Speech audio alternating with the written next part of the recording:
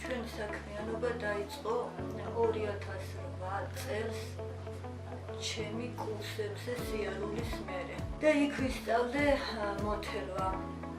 თავიდან პატარა ნამუშევრებით დავიწყე.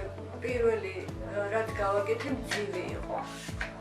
მე რა თქმა უნდა ნელა თან მიხარია რომ უკეთეს ვაკეთებ და მაგალითად ბოლო ნამუშევარია ეს წითელი შარფი რომელიც ფუძეც აბრეშუმი მაქვს ტანსაცმელზეც მუშაობ ჩემი მეუღლე პანოებს აკეთებს პორტრეტებს აკეთებს ჩემმა შვილებმაც იციან აი მაგალითად ეს შარფი 22 წლის ვაჟიშვილი მაქვს დარჩი და ეს ნამუშევარია ჩემი მეუღლე და თავისი მეგობარი მუშაობდნენ სახლში თექაზე და მივეხმარე. მე ჩემი შვილიშვილის უნდა და ეს მიშა და მაშა მუთქვილს უყურებდა ხოლმე. ყველა ვცადე და გამოვიდა. მე კიდევ უფრო გავართულე და გადავედი პორტრეტერია. თან მე თვითონ არ მომეწონება იქამდე თავს არ ვანებო. თანაც ვაძლევ მოცულობას და მოცულობა რო ეძლევა უფრო სხვანაირი ჩანს ის.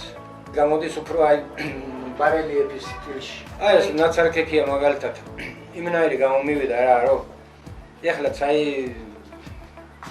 აი თვითონ სახეზე ცეთყობა რომ რაღაცა მატყუარა ქლესა გაიძვერა კაცი არის.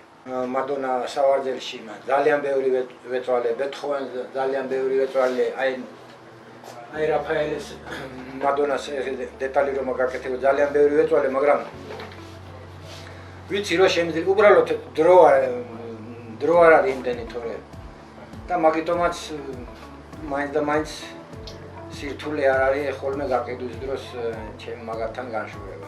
რომ ვიღაცას მოეწონება და ვატყობ რომ აი ჩემი რაღაცა ჩააგდო და სადღაც უნდა წაიღოს. რა თქმა უნდა მიხარია რომ აი გამოდია.